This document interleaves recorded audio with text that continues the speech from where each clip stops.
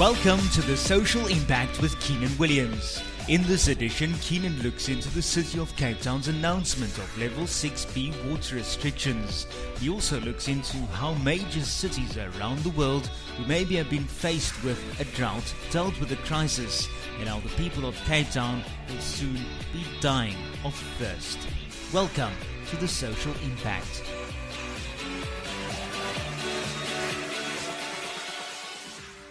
Here we are on a day where Cape Townians are being warned that the city's day zero is fast approaching and that 60% of residents are ignoring the water limits. Earlier today, Mayor Patricia de Lille revealed that most Cape Townians are still exceeding the daily limit of 87 litres of water per person per day and soon could cost us. Tomorrow, Friday the 19th of January, Council will vote to introduce Level 6B water restrictions, which will reduce the target to 50 litres per person per day.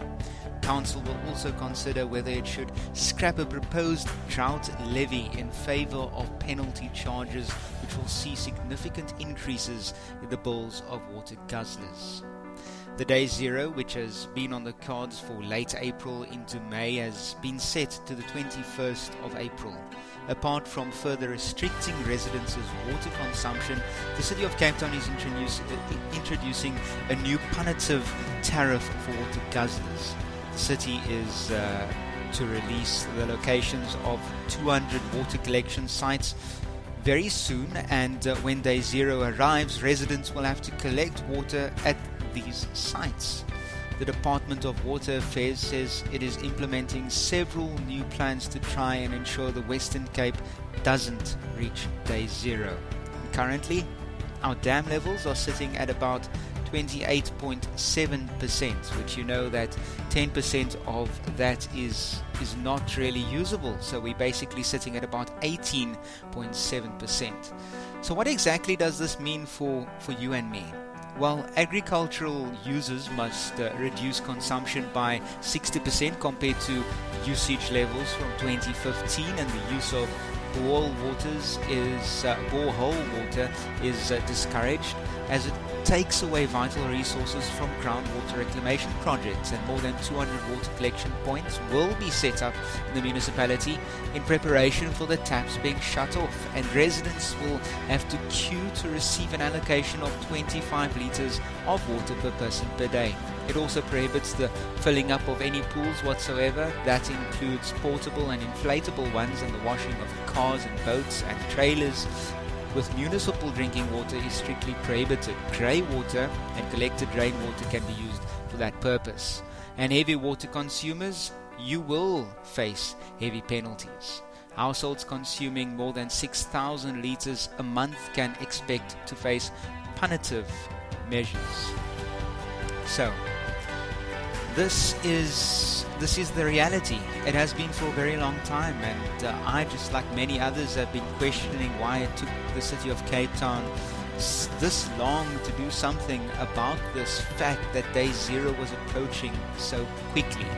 The rainfall for the past few years have been calculated, warnings were given, our city is far too crowded, and with that the result of taps running dry was predicted. But why did it take the city this long to get to this point, a point that everyone was calling for? People have all rallied behind and called for the city to punish those people who are exceeding the water restrictions, and that will soon be a reality once Level 6B water restrictions are implemented. But why did it take this long? The proposed drought levy, which is said to be scrapped as Council will meet to discuss, was a real slap in the face for Cape Townians who had been saving water and doing their best to cut their consumption and assist in avoiding a day zero. But what does it really benefit the city if I'm saving water but my neighbor is using double as much the water because he doesn't believe that we are faced with a crisis? Yes, I can do my bit and every drop does count. I don't disagree with that. However, taking the city this long to punish those who are exceeding the water restrictions is quite ridiculous and quite unbelievable. There are many Cape Townians who have invested in water-saving devices as a means of reducing their water consumption, and some are sadly not able to do so because these water-saving devices are ridiculously expensive. And in my household, we have stocked up on a few bottles of 5-liter waters, which could be used for human consumption. We have also stocked up on hand sanitizers to be used to clean the body, and the baby wipes to be used in more sensitive and private areas. And I've also cut water. I have long hair, so I'd use about 5 liters of water a day to just wet my hair to give myself that wet look. But what I've done is take a water sprayer, filled it with some water, and I basically use 100 milliliters of water a day compared to the 5 liters that I would use to do the same. Now, this is a solution and it works for us in our household, but how have major cities around the world dealt with a water crisis and a drought? The stark reality is that we are creeping closer to this day zero, and it's said that more than 2.5 billion people around the world don't have access to basic levels of fresh water for at least 1 month each year, a situation growing ever more critical as urban populations expand rapidly.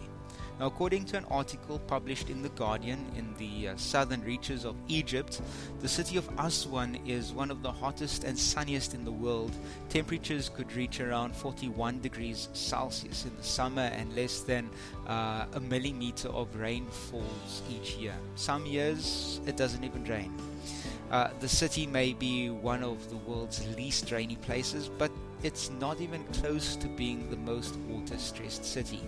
It nestles on the east bank of the Nile, close to the Aswan High Dam and the vast Lake Nasser, one of the largest man-made lakes in the world, with a capacity of about 132 cubic kilometers. And the dam serves the irrigation's needs, not just of Aswan, but for the entire Egypt and neighboring Sudan as well. Other research suggests that water stress is caused by a variety of factors. There's the physical scarcity of water due to a lack of rainfall and increasingly changes in climate, but poor management and investment in water's infrastructure and pollution also play their parts.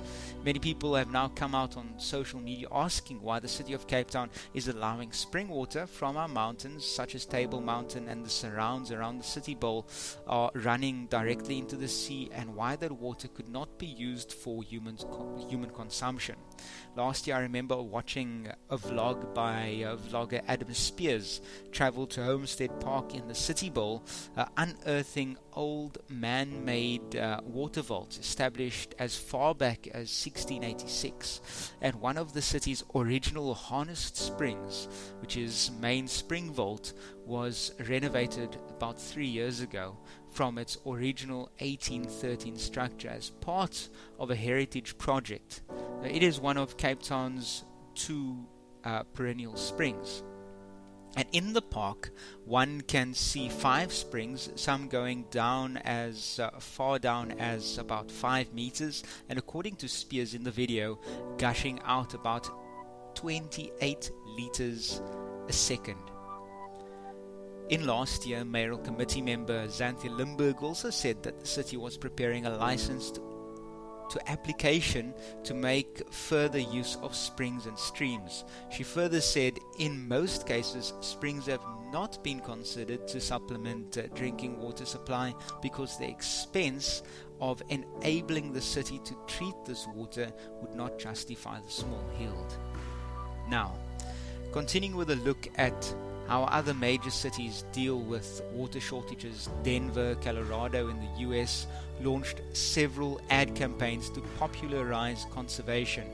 The city also used a drought patrol, which saw 12 orange and white Toyotas ride around the city looking for violations of city's drought restrictions, and rather than immediately issuing a fine, the drought patrol first tried to educate water wasters and have a friendly face-to-face interaction that encouraged them to change their watering habits. Driving around my own area or going for a jog or a cycle, I often notice people watering their lawns in high sunlight in the middle of the day, and very often the water just gushes all over the pavement and into the road. Other cities, such as Orange County in California, began treating sewage water to be used for consumption. Now, obviously the idea of using recycled water didn't sit well with residents, but with water scarcity in the city, it just had to be accepted. As well as in the Western Cape, Beaufort West is one such town where residents had to just accept the use of recycled water for consumption because dam levels there had been depleted. So they're using recycled water, and they're also using some boiled water for human consumption. But all in all, what is the real solution to this crisis the city and the people of Cape Town are faced with? Gone are the days of media campaigns urging residents to save water. Yes, the campaigns are proven to be effective, but our days are numbered. The water droplets are drying up, and we will soon be faced with a problem. Recently, I spoke to a medical doctor, and this doctor said that waterborne diseases could also be feared by the people of Cape Town. Will these water wasters finally catch a wake-up call once they receive their hefty fines? Will the desalination plants which had been set up be ready to pump water into the system? And how many people will die as a result of day zero and beyond? There are many unanswered questions which I unfortunately don't have the answers to. There's much research we all can do in saving water, but the reality is that day zero is coming. We will wake up one morning and realize that there's no water in our taps, no water to drink, no water to shower, to brush your teeth and wash your face with. There's no water for your children, for your mother, your father, your grandparents.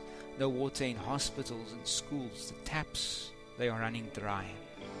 Will you be the one to save that extra drop of water, or will you let it just be wasted and go down the drain? Will you be the one to educate others who are ignoring this call, or will you watch how day zero approaches, how people become sick, hundreds suffer as they die of thirst? Day zero. Feel it. It's coming.